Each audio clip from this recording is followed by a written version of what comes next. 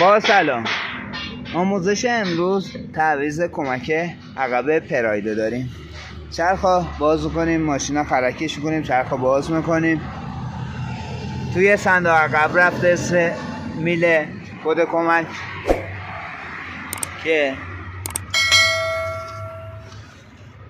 اینجا این رو فرشی رو بر میداریم میذاریم کنار.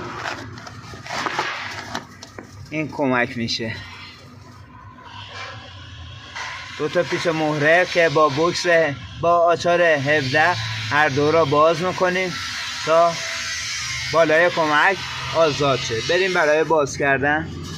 پایین کمک یه دونه پیچ هست که با بوکس 14 ما بازش میکنیم، بیرونش میکشیم. کمک آزاد شد. کمک آزاد شد. 2 تا مهره که توی صندوق عقب بود که از این قسمت رفته داخل صندوق عقب، 2 تا مهره سر کمک ها کاملا باز میکنیم تا کمکمون آزاد شد. بریم برای باز کردن و آزاد کردن کمک نوع گردگیریش رو قرار میدیم سر جاش.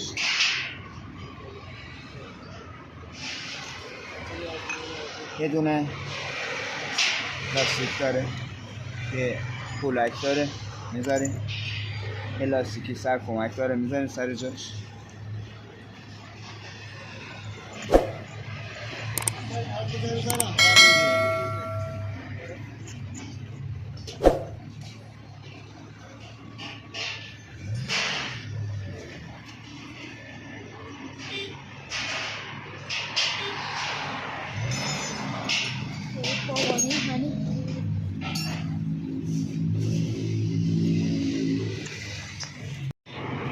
پنه رو سر جاش قرار میدیم.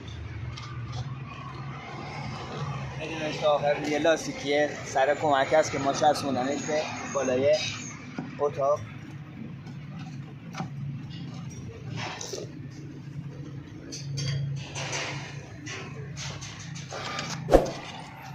سمت پایینا پیچشو میبندیم.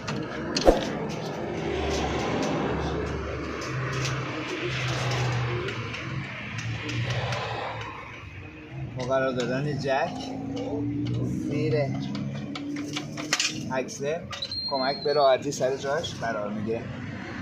پیچ پایینیشو میذاریم سر جاشو میبندیم.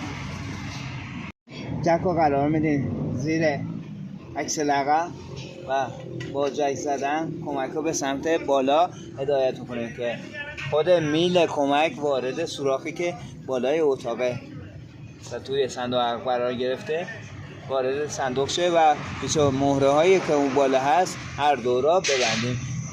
با جک زدن میشه به راحتی کمک ها برد بالا. ببندیمش بالا و پیچ مهره ها را بالا را ببندیم.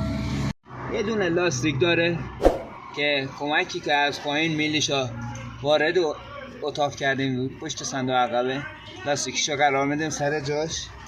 یه دونه پولک بالای لاستیک قرار میگیره. یه دونه مهره که بسته میشه روی سر کمک. این مهره رو محکمش میکنیم و مهره دوم هم میبندیم رو سرش و محکمش میکنیم. پیچی که پایین کمک هم هست اون هم محکم سفتش کنیم. این هم از تعویض کمک عقب پراید. امیدوارم از این آموزش خوشتون اومده باشه.